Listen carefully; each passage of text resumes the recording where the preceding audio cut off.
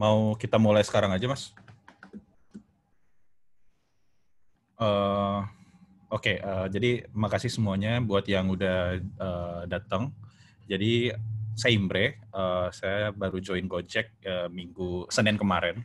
Jadi baru 1 minggu saya sebagai Cloud Platform Engineer. Dan saya juga di Google Developer Expert Group di Indo sebagai GDE Cloud.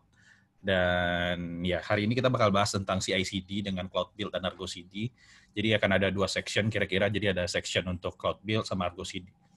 Dan kayaknya nggak akan sejam juga, mungkin setengah jam nanti kita udah bisa selesai, udah bisa wrap up. Nah, oke. Ya, jadi perkenalan lagi. Jadi sebelum di Gojek, saya sempat bikin startup sendiri, namanya Scooters, dan saya juga sempat di Traveloka, di tim data, sebagai senior data engineer.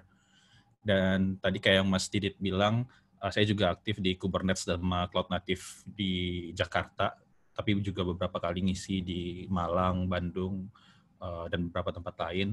Dan ya, saya juga punya podcast. Mungkin teman-teman di sini ada yang udah pernah dengerin podcast saya. Jadi ngobrolin startup dan teknologi. Basically, kita ngebahas tentang experience founder, kemudian marketing, dan lain-lain.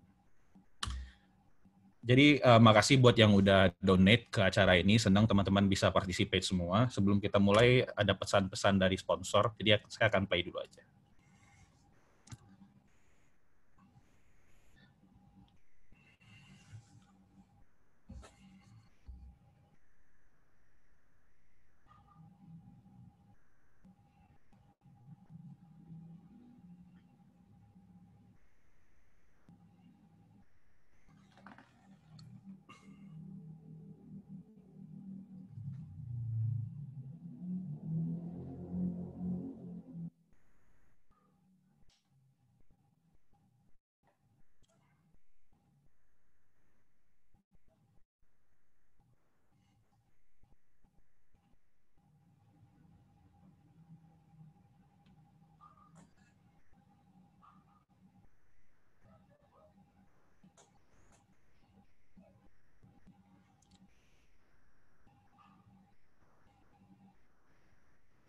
Oke. Nah, jadi kira-kira pembahasan kita sore ini bakal tentang 4 hal ini. Jadi ada CI/CD, kemudian ada Google Cloud Build, dan ada Argo CD, dan mungkin di tengah-tengah nanti sama di akhir ada demo. Demo untuk Cloud Build sama demo untuk Argo CD. Sebelum kita ke demo, saya pengen ngejelasin dulu. Sebelum kita ke CI/CD itu biasanya kita harus ngelakuin suatu hal yang namanya version control. Jadi version control itu adalah salah satu cara gimana cara kita nge-track perubahan yang ada di codingan kita. Apakah itu source code, mungkin ada perubahan dokumentasi, dan lain-lain, itu bisa di version control semuanya. Nah, salah satu version control strategi yang biasa dipakai orang adalah namanya trunk-based development. Jadi kalau seandainya teman-teman pernah dengar Git flow atau metode-metode lain, basically si trunk-based development ini adalah salah satu metode yang paling simple. Kenapa paling simple? Karena dia cuma punya satu single trunk. Jadi dia cuma punya trunk di sini, trunk branch, atau kalau kita pakai Git biasanya namanya master branch. Kemudian semua changes yang ada di codingan kita biasanya akan masuk di sini. Jadi penambahan fitur baru, kemudian ada bug fixing, semuanya akan selalu masuk ke trunk-nya atau master-nya. Nah, jadi ini sesuai dengan kurva waktu. Jadi makin ke kanan makin recent. Dan ketika teman-teman pengen rilis aplikasi teman-teman, biasanya yang akan dilakukan adalah dari satu commit tertentu di sini, teman-teman nanti akan bikin yang namanya release branch dengan nama 1.1.x. Kalau seandainya teman-teman pengen rilis versi 1.1.x. Nah, jadi nanti branch inilah yang akan dirilis. Nah, tapi kalau ketika seandainya teman-teman udah masuk ke branch ini, kemudian nge-run testing atau integration test, dan ternyata ada bug, bug-nya itu nggak akan di-fix di release branch, tapi di-fix di di trunk branch tadi, atau di master. Jadi kalau teman-teman lihat di sini ada commit untuk fix bug. Kemudian yang dilakukan ke release branch-nya adalah cherry pick. Jadi commit-nya di cherry pick ke release branch. Jadi nanti ketika udah stable, yang kotak ini adalah versi yang akan dirilis. Kalau seandainya ada bug lagi, minor bug, yang akan dilakukan adalah bug-nya akan di-fix lagi di sini, di master, dan kemudian di cherry pick ke release branch. Dan kemudian akan dirilis versi yang baru. Jadi ini 1.1.0, ini 1.1.1. Kira-kira kayak gitu. Nah, kalau seandainya ini udah selesai rilisnya, branch release ini biasanya nggak dihapus. Kemudian kalau seandainya ketika teman-teman mau ngerilis versi baru 1.2x, berarti yang akan teman-teman lakukan adalah bikin release branch baru. Nah, hubungannya sama CI/CD apa? Jadi CI/CD itu sebenarnya tujuannya adalah untuk memastikan bahwa quality codingan kita itu nanti selalu terjaga. Terus kapan sih CI/CD itu di-run? Pada dasarnya CI/CD itu akan di-run di sepanjang fase development. Apakah itu di master branch, kalau seandainya ada yang merge atau ada yang push commit ke master, dan ketika kita mau rilis. Jadi ketika di sini, ketika dia bikin branch release, otomatis nanti akan ada deployment, let's say, ke versi staging atau versi pre-production, tergantung organisasi masing-masing. Nah, ketika sudah ada di sini, udah di bug fix, kemudian dikasih tag. Ketika dikasih tag, CI/CD pipeline-nya akan jalan lagi, dan dia yang nanti akan nge-deploy aplikasinya ke Kubernetes atau ke tempat-tempat lain, ke platform lain pada dasarnya. Terus ada beberapa kelebihan dan kekurangan Terang-based compared to other type of Git development life cycle. Jadi kayak yang pertama tuh kalau pros-nya adalah dia faster to iterate. Jadi kalau seandainya teman-teman lihat tadi, kalau seandainya ada commit barunya langsung masuk ke master branch. Jadi nggak perlu bikin fitur branch, masuk ke staging, kemudian ke branch release, dan segala macam. Jadi lebih cepat untuk iterate-nya. Kemudian ada smaller number of branches to maintain. Jadi kalau teman-teman lihat tadi, cuma ada master branch sama ada release branch. Cuma ada 2. Kemudian dia lebih simple. Tapi kekurangannya adalah ada higher technical difficulties. Kenapa? Karena kalau seandainya teman-teman lihat tadi ke sini, ini teman-teman akan commit. Kemudian ketika mau rilis, teman-teman harus bisa make sure hal yang teman-teman cherry pick di sini emang benar-benar independen. Takutnya apa? Misalkan ada 2 komitan yang di sini, di Terang-based ini, di master ada 2 komitan, yang masuk itu cuma komitan yang satunya lagi kelupaan. Nah, itu bisa jadi masalah. Jadi makanya adalah kesulitan, yaitu lebih susah aja sih untuk maintain technical problemnya. Nah, kemudian kita mengenal istilahnya continuous integration. Itu part dari CI/CD. Jadi continuous integration atau continuous delivery atau continuous deployment. Itu tergantung. Teman-teman mau milih yang mana terserah. Tapi sebenarnya CI dan CD ini bukan sebenarnya cuma sekedar teknologi, tapi it's more about culture. Maksudnya apa? Kalau seandainya kita kerja sendiri, mungkin kita nggak akan terlalu perlu dengan CI/CD, karena kita bisa code develop sendiri dan kemudian kita deploy sendiri ke cloud atau ke tempat lain. Tapi kalau seandainya kita udah di company, mungkin kita akan butuh CI/CD karena ada banyak developer yang kerja dan gimana caranya untuk make sure semua kualitas dari codingan developer itu kualitasnya bagus. Nah, kita akan butuh hal-hal seperti ini. Jadi ini dibaca aja. Intinya adalah dia bagaimana sebenarnya cara mengintegrasikan codingan yang udah teman-teman buat tadi secara frequent, secara rutin. Nah, kemudian ini dilakukan sebenarnya untuk make sure bahwa semua yang teman-teman masukin tadi udah di-verify sama automated build. Jadi kalau seandainya teman-teman punya unit test-nya akan selalu di-execute ketika CI pipeline-nya jalan, dan kemudian ada integration test juga kalau perlu ketika CI-nya jalan.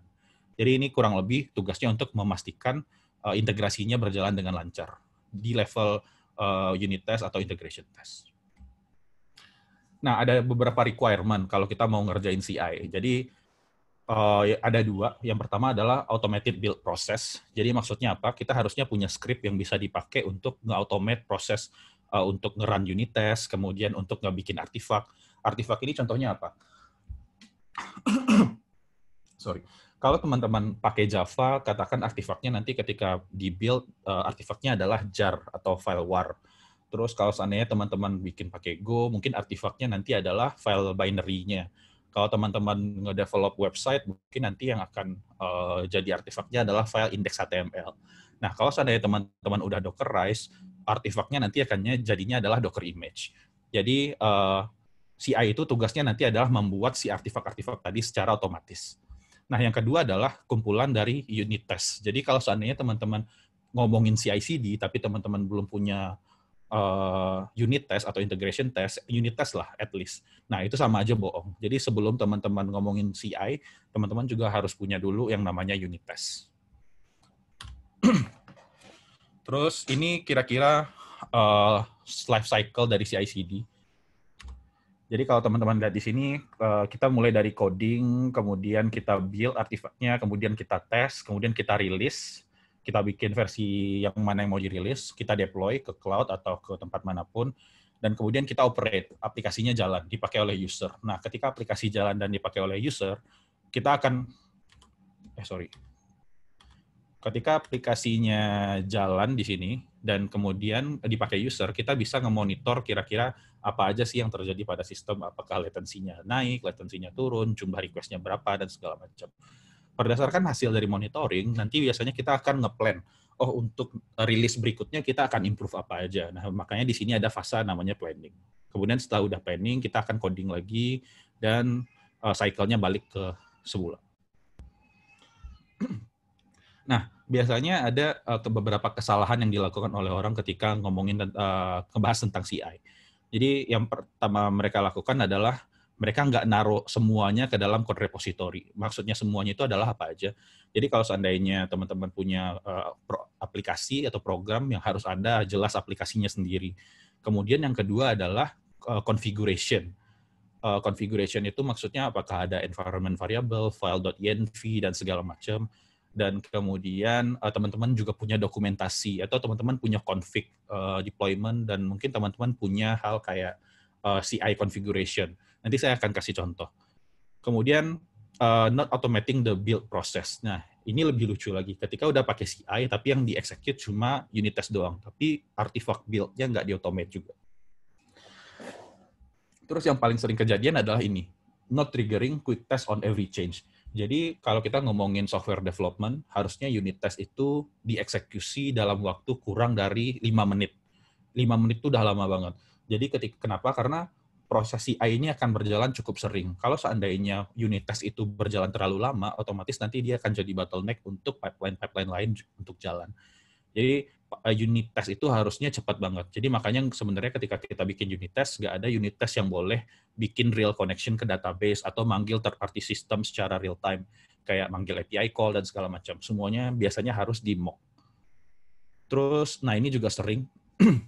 Jadi misalkan, kenapa sih tadi kalau kita balik lagi ke definisi CI, kita pengen tahu apakah aplikasi kita bisa diintegrate dengan waktu yang cukup cepat. Nah, setelah kita dapat feedback, yang harus kita lakukan adalah ngecek apakah aplikasi tadi benar atau enggak. Kalau seandainya ada yang salah, yang harus dilakukan adalah kita harus nge-fix langsung. Kira-kira kayak gitu. Jadi nggak boleh nunggu sampai besokannya baru dibenerin. Terus having test that take too long to run. Jadi ini yang tadi sama kayak triggering quick test. Jadi kalau bisa punya test itu cepat banget, nggak spend banyak waktu.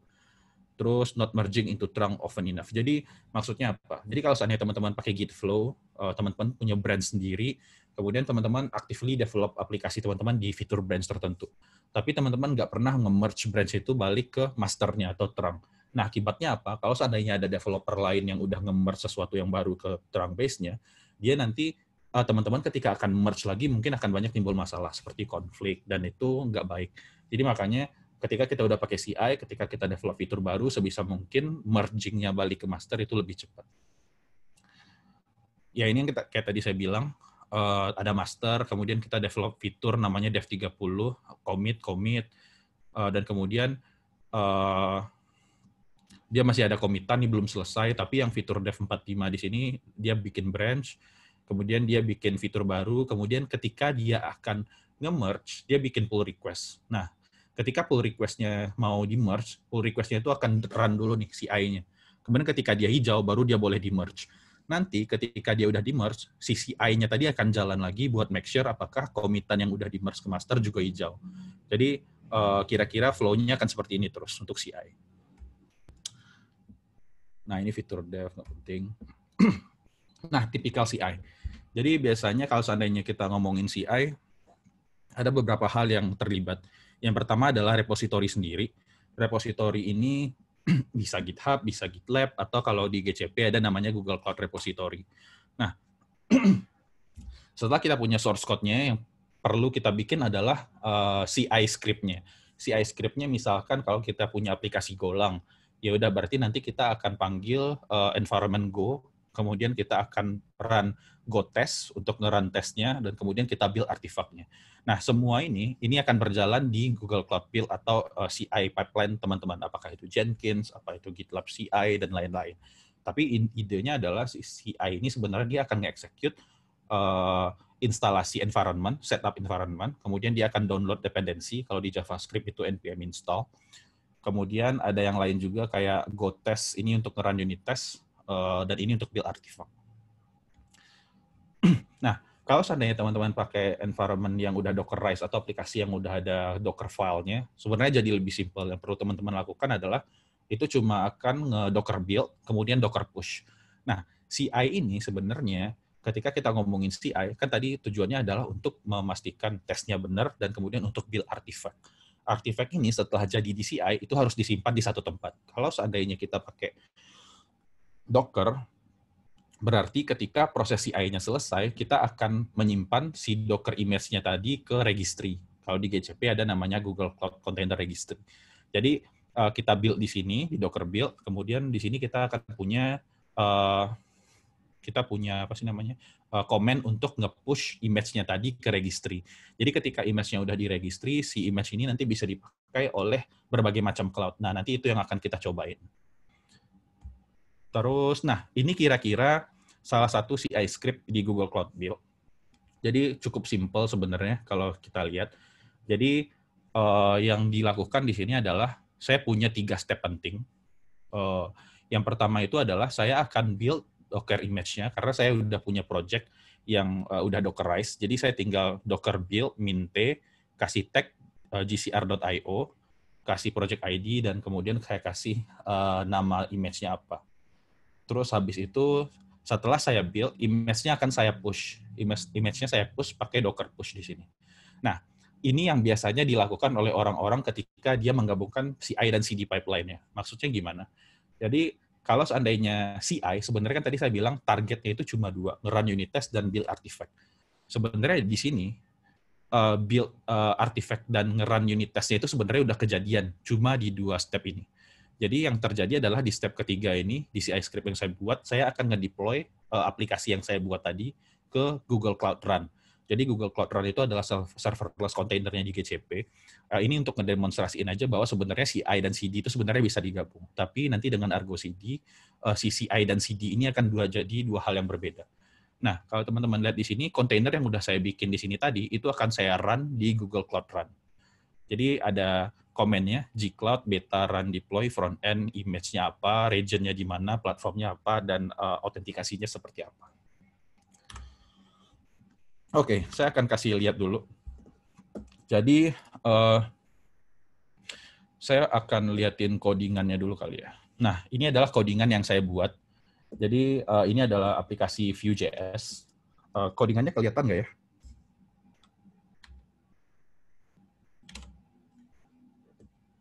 Ada yang bisa confirm? Oke, thank you.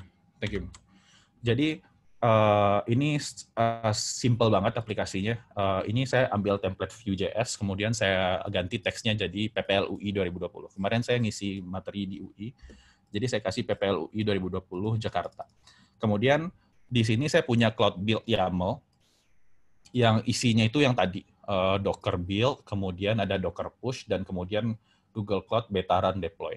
Nah, kalau seandainya kita buka konsol GCP-nya, di sini saya udah punya Cloud build. Saya gedein dikit. Bisa nggak ya? Oke. Ini udah ada Google Cloud build. Kemudian saya udah bikin satu trigger. Jadi kalau seandainya si project tadi saya trigger, kita coba buka deh. Nah, jadi ini udah ada, repo-nya adalah di GitHub saya, imbrenagi/frontend. Kemudian kalau saya push ke branch baru, push ke branch manapun, nanti dia akan nge-trigger ini. Kemudian, ya ini hal-hal lain, kita bisa bikin specify Docker file-nya langsung, atau di sini kita bisa juga specify pakai Cloud Build YAML. Kalau di case saya tadi, saya udah siapin Cloud Build YAML-nya. Jadi nanti ketika saya push, otomatis Google Cloud akan ngedetect Google Cloud Build YAML-nya ada atau enggak. Nah, saya akan liatin sekarang, saya ke sini dulu. Jadi saya udah punya yang saya deploy ke Cloud Run sebelumnya. Oke. Nah, ini adalah aplikasi yang udah jalan di GCP, di Google Cloud Run. Dia munculin PPLUI 2020 Jakarta. Dan dia juga udah punya DNS sendiri. Nah, sekarang kalau seandainya saya pengen ngetes CI, yang harus saya lakukan apa? Katakan saya sekarang di sini. Saya akan ganti ini jadi Konfeti 2020 Jakarta. Ini saya ganti, kemudian yang saya lakukan adalah git push, git add, git commit, git status dulu, oke, git add, kemudian saya akan commit, change title to, oke. Nah ini akan saya push.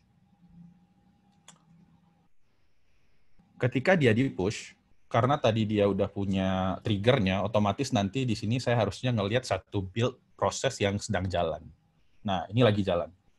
Jadi ini ada commitannya ID-nya segini, dan kemudian di dalamnya ada seperti apa, kita buka aja. Nah, ini ada build log namanya. Kalau soalnya teman-teman lihat di sini ada 3 step, sama persis kayak yang saya punya tadi di Cloud Build YAML-nya. Ada 1, 2, 3, oke. Kemudian di sini ada 3 juga. Yang pertama dia adalah Docker build, kemudian yang kedua Docker push, yang ketiga adalah gcloud beta run deploy. Nah, sekarang saya akan coba lihat. Nah, di sini kalau teman-teman pengen lihat lognya juga bisa. Jadi karena Google Google Cloud itu dia akan kalau Docker build dia akan nge-run per layer kan. Jadi ada step 1, kemudian step 2, 3, 4 dan sampai ini belum selesai. Jadi dia masih jalan. Jadi ini cukup panjang prosesnya. Kita tunggu bentar. Sambil kita balik aja biar kelihatan. Oke, jadi ini udah step 6, harusnya bentar lagi selesai.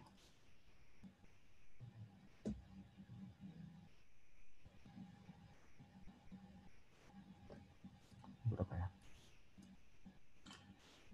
Oke, mari kita tunggu dikit lagi.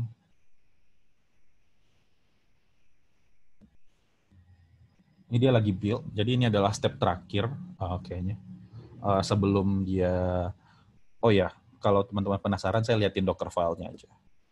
Jadi ini ada Docker file-nya. Jadi Docker file-nya ada emang 7 line. Jadi kita ambil dari Node.js, image base-nya, kita copy package JSON, kemudian kita run npm install, kita copy semua code, kemudian kita bikin artifak. Nah, ini yang proses untuk pembuatan artifak yang di dalam si Docker image-nya tadi. Kemudian kita bikin cmd npm run start. Saya nggak akan bahas Docker karena ini out of scope talk-nya sebenarnya. Tapi sebenarnya ini proses pembuatan Docker image-nya. Nah, di sini udah selesai. Ini udah selesai yang pertama. Kemudian kalau kita lihat yang kedua, dia akan mulai. Jadi di sini teman-teman lihat dia akan mencoba nge-push image-nya ke Google Container Registry. Tadi kalau seandainya kita lihat di sini, oke, ini ada latest ya. Image tag-nya adalah latest di sini. Ini udah selesai belum ya? Oke, ini ternyata udah selesai. Jadi udah selesai dan sekarang dia lagi ngejalanin yang ketiga.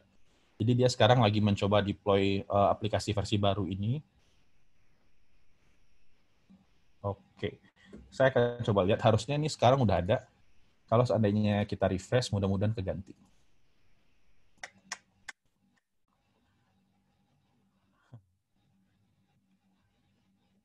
Kenapa loadingnya lama? Karena dia serverless. Jadi kalau serverless itu biasa ada cold start namanya. Jadi kalau seandainya dia belum pernah dibuka, dia akan nge-load dulu, nyari datanya, dan kemudian ketika udah dapat, dia nanti akan cache. Nah, ini udah berubah, jadinya sekarang Konfeti 2020. Kalau saya refresh, harusnya sekarang jadi lebih cepat. Oke. Ada pertanyaan so far?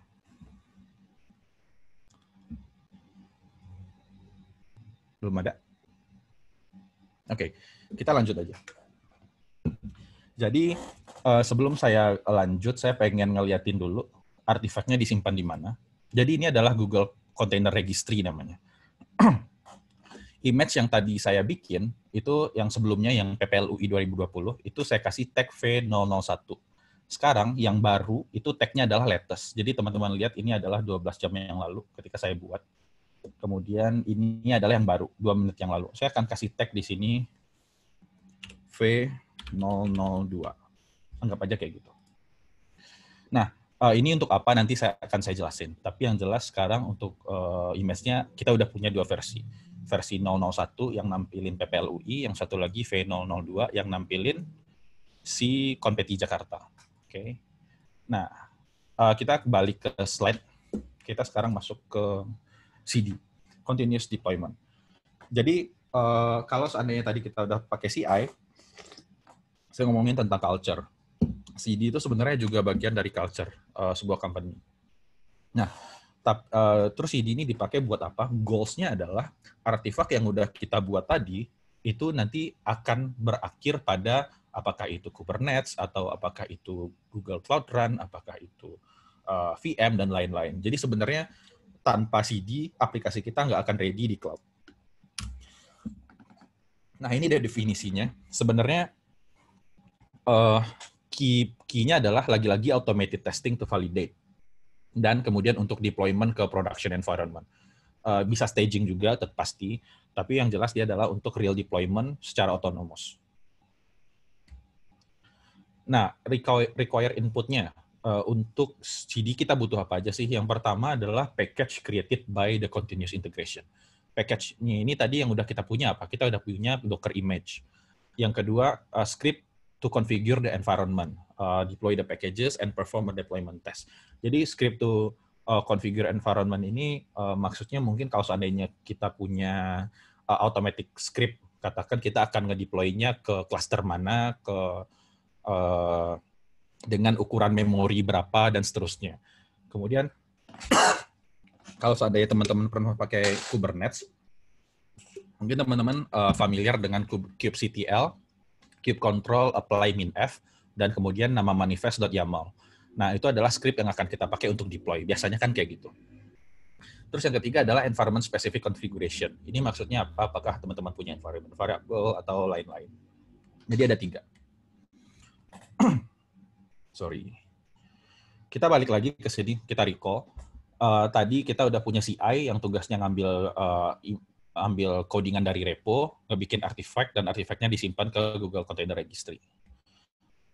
Nah, di sini adalah salah satu proses CD yang biasa kita lakukan lah. Secara umum gambarannya kayak gini. Kita udah punya image-nya, kemudian ketika kita nge-run kubectl apply, image-nya nanti akan ditarik dari registry ke masing-masing environment. Apakah itu staging atau production. Kemudian nanti dia akan ngambil dari secret management-nya, dan kemudian dari configuration, dan lain-lain. Tapi ini adalah pasti akan seperti ini untuk nge-run si image-nya. Cuman, nah ini tipikalnya ya. Jadi teman-teman tadi push code, kemudian run unit test, build artifact, kemudian store di artifact registry. Nah, kemudian kalau seandainya kita pengen deploy ke Kubernetes, yang harus kita lakukan adalah kita akan ambil akses untuk Kubernetes cluster-nya, kita login ke cluster-nya, kita pull image, dan kemudian image-nya akan ke-deploy ke Kubernetes. Ini tipikal CI/CD. Semuanya ini bisa jalan dalam satu cloud build yang tadi. Jadi kira-kira kayak gitu. Nah, ini tadi saya lihatin ada proses CI dan ada proses CD di sini. Jadi step 1, step 2, step 3. Nah, tapi ada kelemahannya. Kelemahannya apa? Yang pertama adalah dia tuh nggak punya exact history tentang manifest apa yang udah di-deploy. Misalkan gini, kalau kita ngomongin tentang Kubernetes ya, jadi kalau seandainya kita deploy Kubernetes kan pasti ada deployment YAML, ada service YAML, dan lain-lain. Kalau seandainya kita ngikutin cara yang tadi, yang ini, kita nggak tahu manifest seperti apa yang di-deploy. Dalam artian, apakah deploy label image-nya apa, label pod-nya apa, kemudian health check-nya seperti apa, kemudian service-nya namanya apa, dan lain-lain, itu kita nggak punya rekaman atau historinya seperti apa. Jadi misalkan sekarang saya deploy, ya udah dia berhasil deploy, kemudian ketika saya deploy lagi, dia juga berhasil, tapi saya kalau pengen tahu deployment sebelumnya itu ada apa aja sih, apa aja yang di-deploy, konflik-konfliknya seperti apa, saya nggak tahu, karena saya udah lost track. Karena di Kubernetes ketika teman-teman deploy manifest yang baru, manifest lamanya otomatis akan hilang. Nah, yang kedua, kekurangannya adalah CI sama CD-nya tuh tightly coupled banget. Jadi, yang kalau teman-teman lihat di sini, yang nge-execute CD sebenarnya adalah proses-proses sebelumnya. Step 1 dan step 2 berhasil, kemudian baru jalan step 3, yaitu step CD-nya. Dan ini tightly coupled. Jadi, harusnya idealnya dia nggak kayak gini, karena proses CI dan CD itu responsibility-nya beda. Yang satu untuk build artifact, yang satu lagi untuk deployment. Harusnya kalau seandainya build artifact-nya udah selesai, kemudian kita pengen deploy, ya udah kita deploy aja. Kita nggak perlu build artifact-nya lagi karena artifact-nya udah ada, bener nggak? Nah, jadi makanya di sini kekurangannya proses yang tadi adalah CI dan CD-nya tightly coupled. Nah, di sini baru ada namanya GitOps. Jadi GitOps ini sebenarnya extension dari infrastruktur as code yang bisa kita apply ke Kubernetes. Yang ngebedainnya apa sih? Kalau seandainya biasanya kita pengen nge-deploy Kubernetes workload nih, kan kita akan punya deployment YAML, service YAML, benar ya? Nah, itu kan biasanya kan kita simpan di application repository. Tapi kalau seandainya kita menjalankan mekanisme GitOps, akan ada dua repository. Yang pertama adalah repository aplikasinya tadi. Kalau kita balik ke sini, ini adalah aplikasi repo aplikasinya, si Vue.js-nya. Dan akan ada satu lagi repo namanya deployment manifest repo. Nah, ini yang disimpan itu cuma sebatas deployment YAML dan service YAML. Tapi ketika kita pengen deploy versi yang baru, nanti yang perlu kita ubah adalah cuma manifestnya dia. Jadi nanti saya akan lihatin. Tapi intinya adalah ada dua repo sekarang. Nah, kalau GitOps dia akan kayak gini. Sampai artifaknya udah kesimpan, proses CI-nya selesai. Kemudian ketika kita pengen deploy, kita akan update deployment manifestnya. Kemudian nanti sistemnya itu akan istilahnya ngesinkronisasiin manifestnya dengan apa yang ada di Kubernetes. Kalau seandainya dia melihat ada dua hal yang nggak sinkron, nanti dia akan nge-deploy ke Kubernetes. Nah, ini adalah Argo CD yang akan saya jelasin. Jadi Argo CD itu sebenarnya deklaratif GitOps, Continuous Delivery for Kubernetes. Ada banyak hal lah. Ini adalah Kubernetes-nya sendiri, kemudian nanti si developer-nya itu akan nge-push update di manifest-nya, kemudian si Git akan nge-sync datanya dengan Kubernetes. Jadi kalau seandainya ada perubahan, nanti Git, si Kubernetes bisa nge-update pod-nya atau nge-update version dari si deployment atau service dan lain-lain. Tapi dia juga bisa diakses pakai UI, pakai web, ada webnya nanti saya liatin. Ada CLI juga, dan kemudian sistem-sistem lain kayak Argo CD UI-nya, kemudian Circle CI, dan segala macam itu bisa berkomunikasi dengan gRPC dan REST. Terus kalau seandainya teman-teman pengen tahu apakah deployment-nya udah selesai, atau apakah dia lagi sync dan segala macam, si Argo CD ini juga punya fitur webhook. Jadi dia bisa ngasih tahu ke sistem lain ketika ada proses deployment yang lagi jalan, atau selesai, atau mau dimulai. Kemudian menariknya ini, dia bisa deploy ke beberapa cluster. Jadi kalau seandainya saya punya cluster, satu di Singapura, satu di Amerika, saya bisa deploy aplikasi yang sama ke Singapura dan ke Amerika instantly. Jadi saya nggak perlu bikin dua script deployment yang berbeda. Core fiturnya tadi automatic deployment pasti. Kemudian dia support beberapa templating tools kayak Kustomize, Helm, ada Kesonet, ada JSONnet, Plain YAML.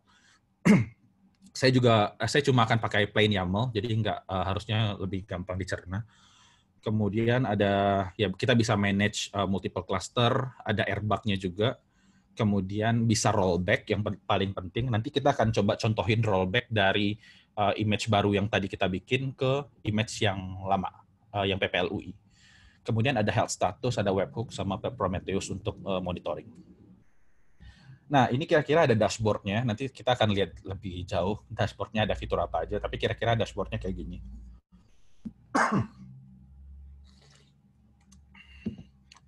Oke, saya akan nunjukin. Sekarang saya akan ke saya mau ke Oke. Saya udah punya dashboard-nya di sini. Nah, saya coba logout dulu.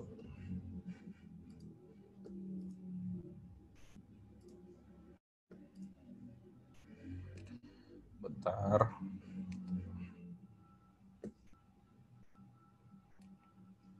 Suara saya masih kedengaran kan ya? Oh, takutnya internetnya. Oke, makasih Mas. Oke, kayaknya koneksi ke klasternya putus. Kita coba tunneling lagi. Oke, saya logout. Standar, saya akan login sebagai admin. Nah, di sini nanti yang paling penting adalah menariknya dari Argo CD, kita bisa registrasiin cluster kita yang kita punya.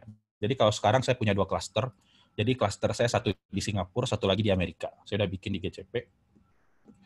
Kemudian ya ini IP-nya, ini Kubernetes version-nya, ada 2, yang satu 14, satu 15. Kemudian saya juga punya user, ada namanya Alice, ada John, ada admin sendiri. Kemudian ada repository. Jadi saya bisa ngeregistrasiin repository mana aja yang mau kita manage di dalam sini. Jadi repository ini sebenarnya adalah repository manifest. Jadi dia bukan repository aplikasi. Nah, repository manifest itu seperti apa bentuknya? Jadi bentukannya seperti ini. Jadi kalau teman-teman lihat tadi ada Vue.js ya. Sekarang saya punya repository manifest yang cuma menyimpan 2 folder. Yang satu konfigurasi Argo CD-nya, yang satu lagi menyimpan deployment YAML Kubernetes. Jadi saya punya deployment namanya front end web, kemudian image-nya itu dari sini. Jadi yang tadi saya udah deploy V001, kemudian saya buka di port 80 pakai load balancer. Nah, jadi kalau seandainya teman-teman pengen lihat di dashboard-nya, itu kita udah punya 2 aplikasi. Yang pertama, aplikasi yang sama, tapi saya deploy di Singapura. Yang satu lagi di cluster di Amerika. Jadi front end web global Southeast Asia, sama satu lagi US Central. Jadi saya bisa lihat di sini, bentar, lagi loading.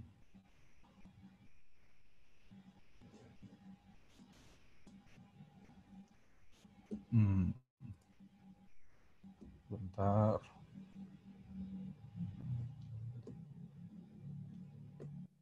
Nah, saya bisa lihat di sini, sekarang ada service. Nah, service ini saya punya IP address, karena saya bikin service-nya versi load balancer. Jadi bisa saya buka. Ini adalah upload workload yang jalan di Kubernetes. Kalau tadi jalannya di Cloud Run, kalau ini adalah jalan di Kubernetes. Jadi ada, karena saya punya 2 cluster, jadi saya akan liatin satu lagi. Ini satu lagi yang di Amerika. Ini ada IP harusnya. Bentar. Sorry, karena tunneling kayaknya.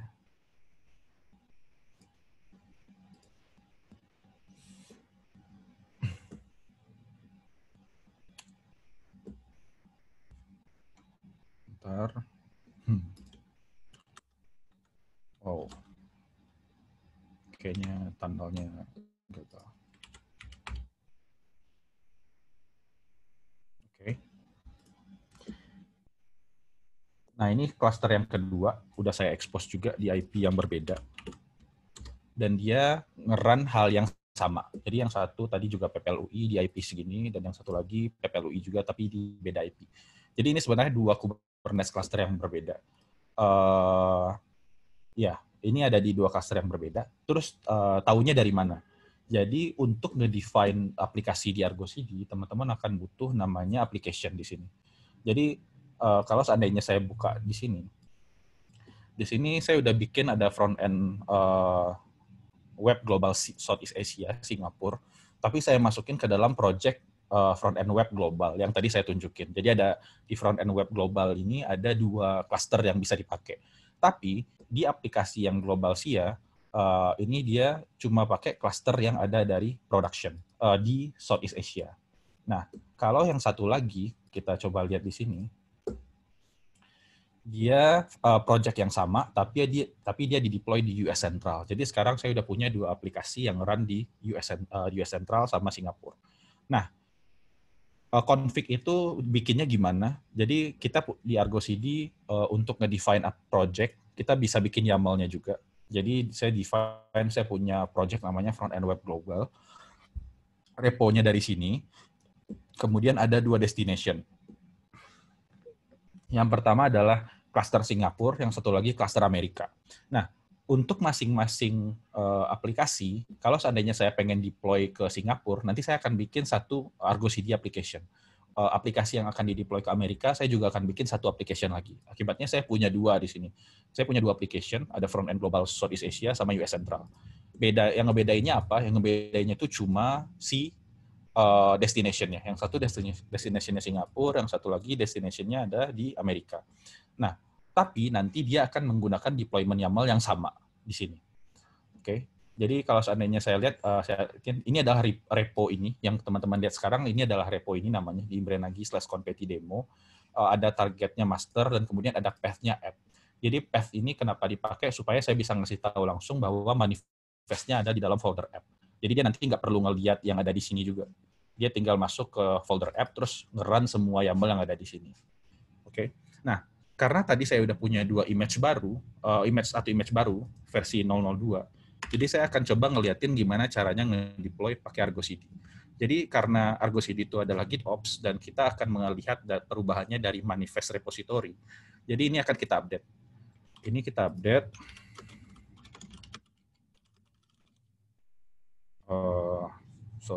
Beda repo.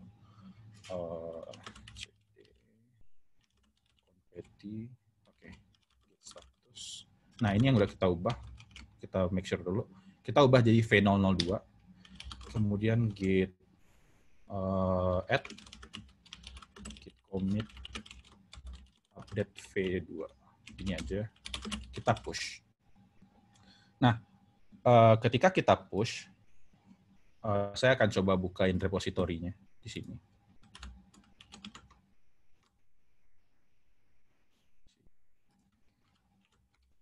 Jadi sebenarnya manifest repositorinya itu cuma gini doang. Dia cuma punya deployment YAML doang. Jadi nanti si Argo CD-nya yang akan nge-sync. Taunya nge-sync gimana? Kita balik ke sini. Refresh, coba. Saya khawatirnya. Nah, sekarang teman-teman lihat bahwa state-nya berubah jadi out of sync. Dua-duanya berubah jadi out of sync.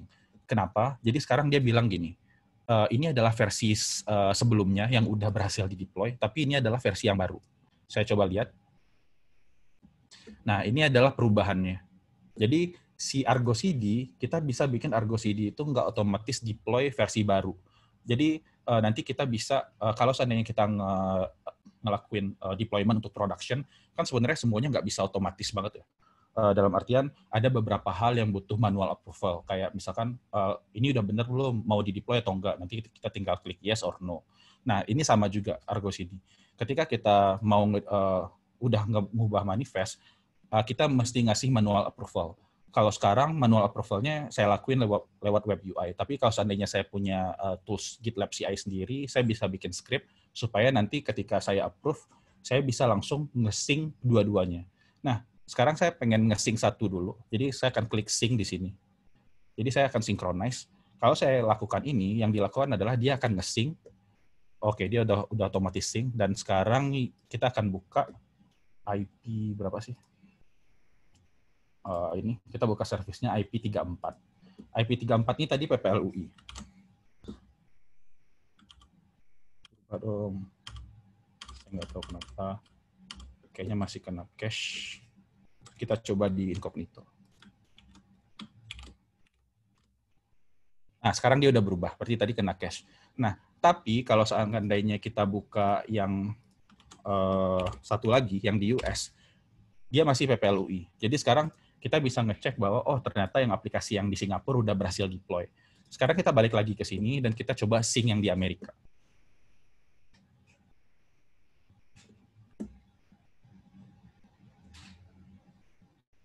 Oke, harusnya udah sync. Sekarang saya buka lagi di incognito. Ini pasti masih. Oh, bisa jadi dia belum berhasil karena image-nya lagi deployment. Kita coba lagi. Bentar.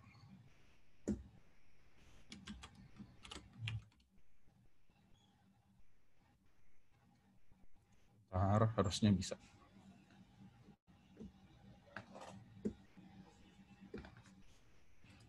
Ada isu, kenapa lama? Saya nggak tahu apa yang terjadi. Nah, udah. Ini kalau udah saya refresh, jadi sekarang dia udah baru.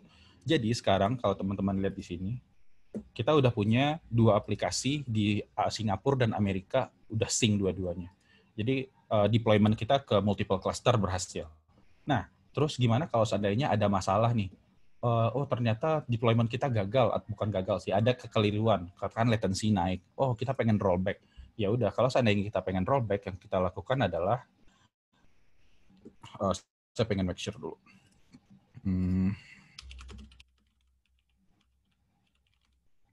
Ini B09, oke. Jadi ini adalah versi yang sekarang lagi di-deploy. Terus ternyata ada kesalahan sama versi ini, saya harus rollback ke versi sebelumnya. Yang saya lakukan adalah, saya cuma akan ngeklik rollback di sini. Jadi saya akan nge-rollback yang Singapura doang. Kemudian dia akan rollback. Coba kita sync lagi.